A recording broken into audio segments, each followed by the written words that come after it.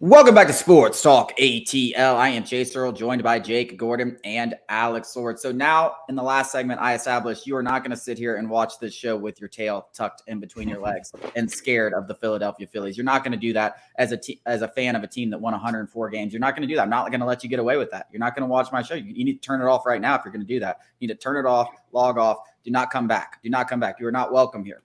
I want to talk about individual matches and some of the keys of this.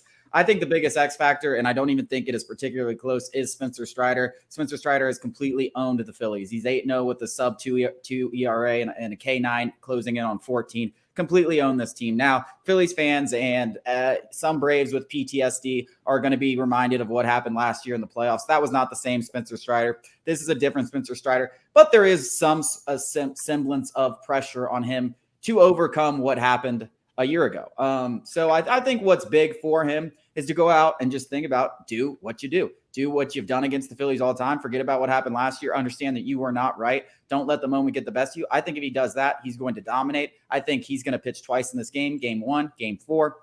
I think those should be Braves wins. I think that's the biggest key in the series, him winning both those games. Then you just got to get one out of the next 3. Freed's going to be on the mound for 2 of them. You should be able to get that done. Spencer Strider, to me, key to this series. I think he's the biggest reason the Braves will advance in this series. Yeah, I mean, if you look to, he's absolutely dominated the Phillies, especially this year for his career out in the regular season. 7-0 with a 2-run ERA against the Phillies over 7 starts. 3-0 with a 1.45 ERA against them this year.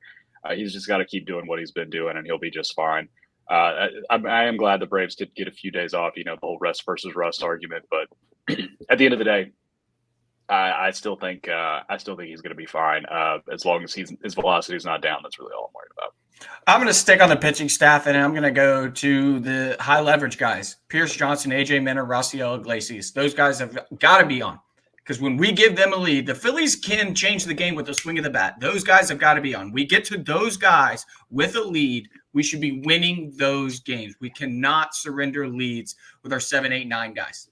That's going to be the X factor for me. Yeah, I mean, I think that's a great X factor. I mean, you saw Raciel Iglesias struggle against the Phillies a little in that last series that we played against them. Now we overcome it in 1, but yeah, those guys definitely. There were several games where the Braves had big leads and they let them squander. They ended up winning 3 out of 4, but it was very uneasy. You do that in October, the pressure is going to be a lot higher, especially if you do it on the road. That place is going to start rocking and you're going to start feeling it. You're going to start tightening it up and stuff like that. I think that's a really good point. I mean, I think those guys are definitely. Listen, it's going to be a lot like 2021. There's no surefire shutdown guys. Obviously, you have AJ Minter, who you probably trust more than anyone. But other than that, Raciel Iglesias has been shaky at times. Pierce Johnson, he does have 8 postseason of performance. I looked it up the other day with a 2.16 ERA, but this is going to feel a little different. I can guarantee that it's going to feel a little different. And then you got a lot of guys that are unproven because Colin McHugh's probably not going to be in this thing. I don't think Nick Anderson's going to be back. He's pitching some postseason. So you're going to have a lot of guys that haven't pitched postseason innings that you're going to be relying on. So how they respond to that is big. The other thing I want to talk about is Red October, is Citizens Bank Ballpark, which is going to be the talk of a lot of this series. And can someone get a win on the road and stuff like that? The Braves went 52-29 on the road this season. 52-29. They obviously got dominated last NLDS, but I said what they did last year, this is an entirely different team. It should not be included.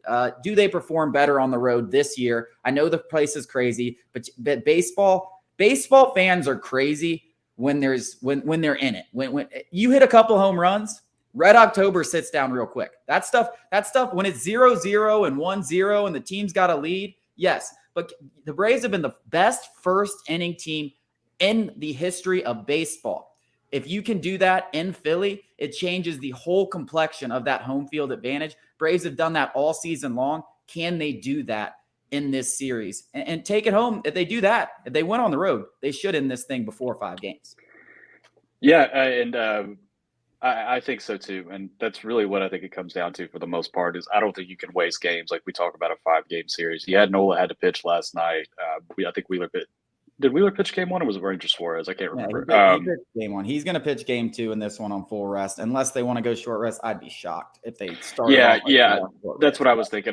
That's why you got to get them early too, because then you're going to have Wheeler and Nola, and you can't squander these early games when you're not facing their best guys.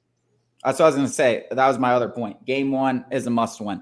Game 1 is a must win. You have Spencer Strider on the mound versus TBA, which I actually wrote it. We're going to talk about potential matchups, but that TBA is going to be Taijuan Walker, Christopher Sanchez, or Ranger Suarez.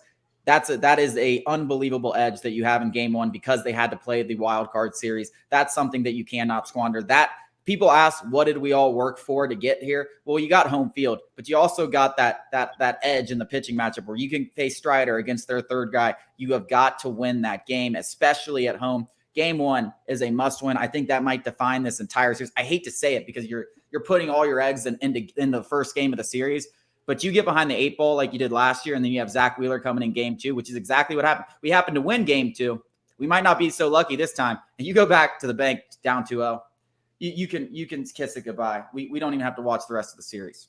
Yeah, I mean, all of these X factors are on the pitching staff, and it's for a reason because all the Braves lineup has to do is just do what they've done all season long. That's all they have to do, and we will win this series. All of the X factors, whether it's the starting rotation or the bullpen, that's where all the worry is. None of the worry should be on this lineup because I don't care if you've got 2 guys slumping or how big of a deal those guys are to the lineup. This lineup is so deep and so powerful that it can overcome a couple of slumps. Yeah, I mean, there's no questions about this lineup. I think that's going to be an entirely different series for that exact purpose. I mean, the Braves lineup just didn't even show up to the NLDS last year. It didn't even show up. I would be ridiculously shocked if that was the case this time around. There's just too much there, especially since Zach Wheeler's only going to be able to, I mean, he's going to be able to pitch twice if it goes 5 games, but he's going to be in Game 2. Aaron Nola hasn't been great this year. He finished the season strong. He looked good. Hasn't been great. He's given up the long ball as much as any pitcher not named Patrick Corbin. So keep in mind that in Game 3. Coming up after the break, we're going to talk about the potential pitching matchups for this entire series and what they're going to look like.